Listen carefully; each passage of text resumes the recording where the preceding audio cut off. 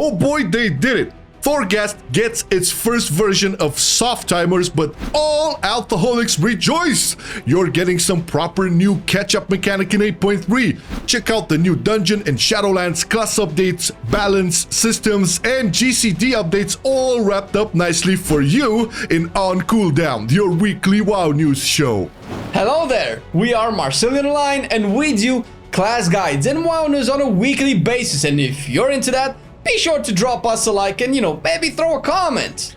Yeah, man, it really helps out massively. And now, on with the show.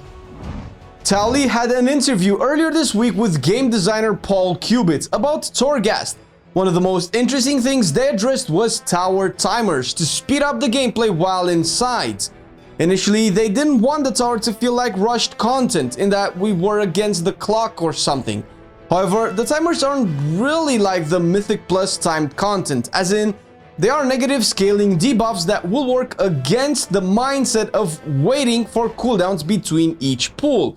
That kind of playstyle is definitely not what the devs want, and to be fair, not sure anybody would like that. Feels awkward and against all roguelike games based on which they want their tower to turn out like. The way it currently works, and keep in mind this is still in testing, is that the debuffs are called torments, and you get a random one placed on you that for now seems to scale with each subsequent floor. The one I was able to test is Soulforge Heat, that drains 1% max HP, and each subsequent floor it drains 1% additional HP. Floor 1 was pretty much insignificant. After a certain number of floors it will reset, but we do have a little resting area at the start of each floor where you can safely reset talents and AFK before actually starting your adventure on the floor. This is the one I got, but a better example is Might of the Upper Reaches that makes you take 1% extra physical damage every 60 seconds, essentially getting a stack every minute. So the longer you stay on the floor, the more this ends up stacking. The initial effect is not a big deal, but if you AFK for like 30 minutes, you will start to really feel its effect. Personally, I enjoy this as long as it doesn't force me to look at the clock every floor and calculate how much time I have. I did play the old system where I stood a few minutes before packs on heroic difficulties to get my cooldowns back, and it wasn't that much fun, to be honest. Still in testing, so hoping for the best. We interrupt this program to bring you a special news bulletin. Blizzard has released a follow-up article about the mixed feelings the community had about torments, and they are very open to tune and adjust them so they do not feel like a pain in the butt and make Torghast a rushed content. Well, alright then. This was probably the fastest they ever responded to anything we took with a little concern. I am actually impressed. I already said my piece about how I feel, but it's pretty amazing Blizzard is so on point with its communication. I cannot recognize them anymore. And in the latest build, we got a new 3-boss dungeon, Mists of the Tyrna Scythe. Is that how you say that? This takes place in Ardenwald, which we haven't had the chance to check since the actual zone is not available. But the dungeon is gorgeous. The color palettes put it in contrast with both Necrotic Wake and Halls of Atonement. It has a very mystical, naturey feel to it. At the same time, it feels cold, like really cold. The amount of warm colors used here is minimal, almost non-existent. It 100% gives off the afterlife feel where there is no more warmth, just cold death, but a beautiful cold death. Being a 3-boss dungeon doesn't really mean it's short. The second boss actually is accessed through a maze/puzzle-like mechanic where you have to guess which way is the correct way or redo the puzzle. Once you guess one of up to 4 or 5 ways correctly, they remain open so you don't repeat the whole thing every time you fail. I won't spoil the rest if you want to explore, and if you do, please enjoy the amazing design and skybox that are actually breathtaking. This just in, Ian has Acosta sat down with WoW Chakra, a popular Spanish streamer, and among very interesting topics covered, there was one that itched all of my 10 alts. And if you've been following the channel for a while, you know how agitated I get when it comes to alts and alt catch-up.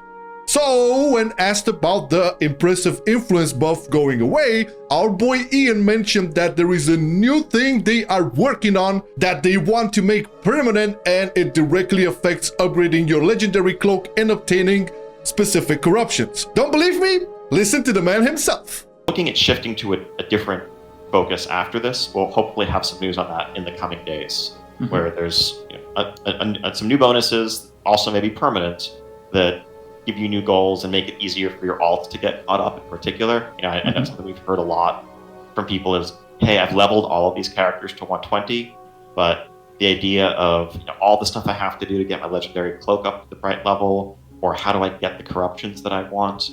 Those are questions that deter, meaningful play on those alts. And we'd love to make that easier for everybody who has this stable of 120s that they just want to play more, but feel like they can't right now.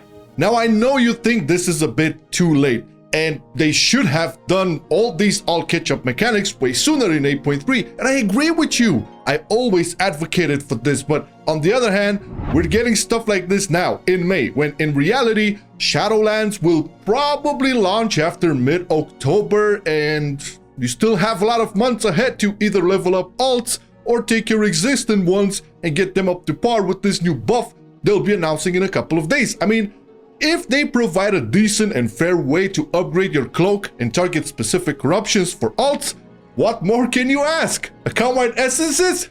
Ha! All jokes aside, it's always a good sign when Ian acknowledges that he heard a lot of feedback from players having all these 120 characters but feeling stuck, and get it at this point in the patch to be able to play decently with them. There is no 8.3.5 coming, so might as well try out new classes and specs, have them ready for plus 15s and heroic raids and competitive PvP, since no, there aren't that many more goals to pursue, at least for us who chewed all the content from every patch. So, what do you think? Is this too late, or is it just in time? And in today's comment of the day comes from Alex lololol, and he said, "You guys sound like alpha males." In their natural habitat, the alpha males often contest their leadership positions as to who will control the keyboard and mouse. The contender is performing a ritual dance to provoke the Silverhead, who is currently leading the family. Remarkable. The Silverhead has had enough. He's going to respond with a brute demonstration of power in his own dance. Why do we condone such behavior, Flame? Indeed, sir. Let's settle this conundrum with a good old-fashioned game of badminton. Right on! In another interview, Preach talked with developer Morgan Day about a whole bunch of things, such as game systems. Moving from Legion, we lost our artifact weapons, and with them the trait and passives, and the ability that kind of worked as an extended character progression with more depth and actual spec functionality. As a result, in BFA, many specs were baseline unplayable, since Azurite did not fill the void left by our artifact weapons. Because of that, essences and corruptions were designed to fix classes, which ended up in so many systems piled on top of each other, where you didn't know anymore what individual thing is good for you unless you look at traits, essences, and corruptions all together mashed up to figure out what to wear. What happens when BFA is over though?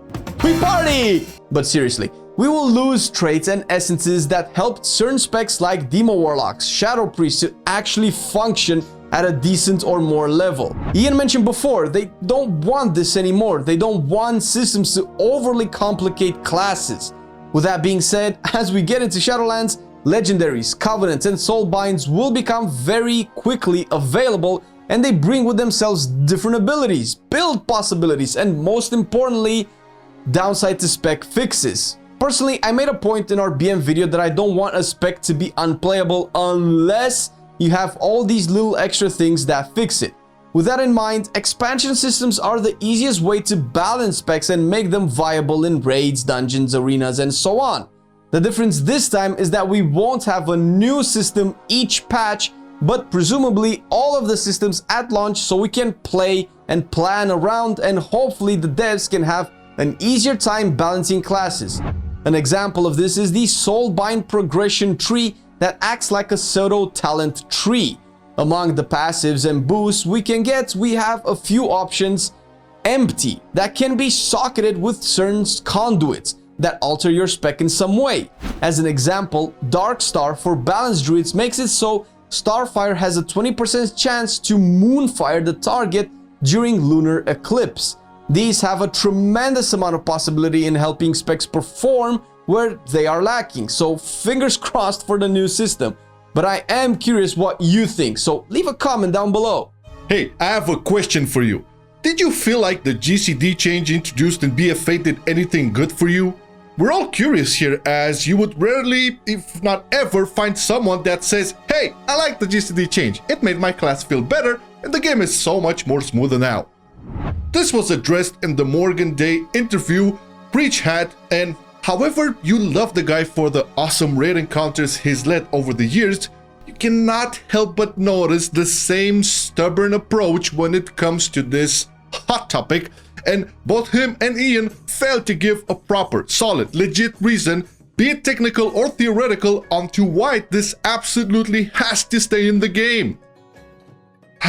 All jokes and memes aside, we have huge respect for the Warcraft devs. No, seriously, especially the ones who are willing to join interviews and answer questions. But the reality is, this is, without a doubt, a problem they created, out of the blue, with no real reasoning behind it. And now they are trying to band-aid it instead of getting rid of it altogether.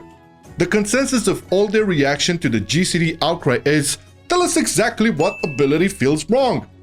And even this looks awkwardly stubborn, as a lot of classes use 3 to 4 abilities on the GCD to even start their rotation. How can you provide one example when in reality, almost all specs have these 3 buttons with these issues? Their approach in BFA, and apparently in Shadowlands too, was to make the abilities do something extra. Like for Resto Shaman, when you pop Ascendance, you also throw a big ass AoE heal. This is a good step in the right direction, and you could call it a fair compromise on the grounds of them not being inclined to revert the GCD change.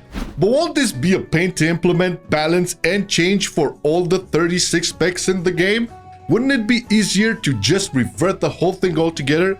Another example is Blade Fury for Outlaw Rogues, which in the new Shadowlands Alpha build, it also does AoE damage. And this is the thing, right? Abilities that don't do anything than just buff or enable other abilities should never be on the GCD.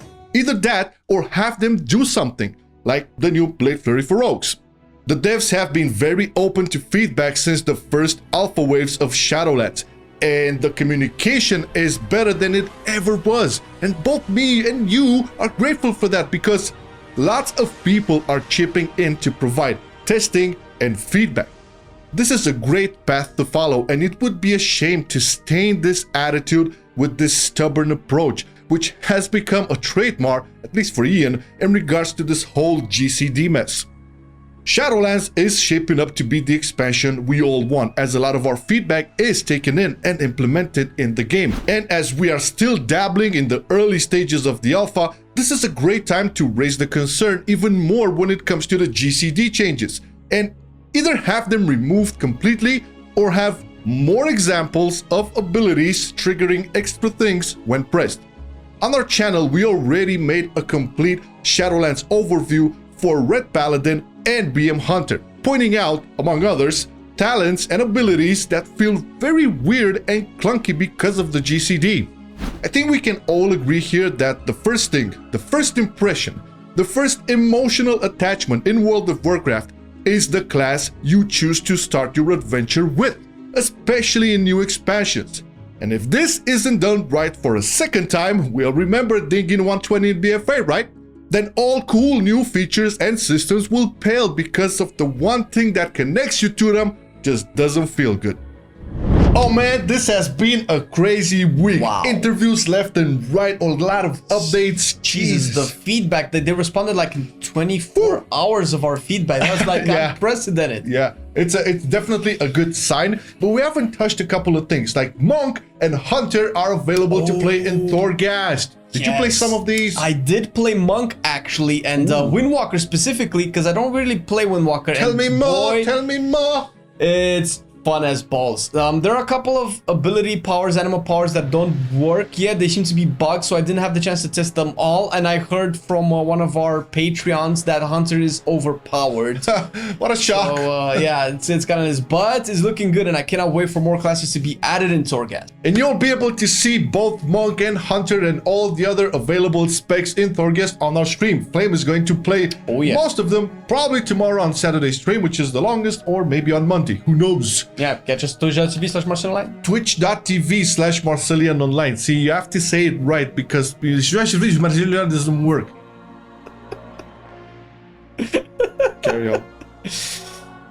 And also, what we didn't talk about is Covenant abilities working in Torghast. Yes! As far as I was able to test, so far, they haven't implemented it yet. So I'm assuming it's going to be in a future alpha build. Probably the next build. They did, however, change the layout of Torghast, and now it's like big ass rooms with like different portals to get into different zones of Torghast. Beautiful stuff. Beautiful stuff. And they also announced that one specific room at the entrance of Torghast before you actually go into the floors will be where you forge your legendaries. And we also forge our legendaries with our Patreons. We have to give it to you 100%, guys. You make a lot of this possible. The class guys, the wownews on cooldown show. Thank you so much, guys. Shadowlands class overview. Everything is being made with a lot of your support. So thank you so much for this. And if you are interested in becoming a Patreon and joining the Forging of Legendaries, it's in the description. Yeah, check the link down below, and you might also find our Teespring link for merch like this with cool hand-drawn designs for both Alliance and Horde. This is clearly Horde, but the Alliance one is cooler. Yeah, it's cool as well. It's not cooler.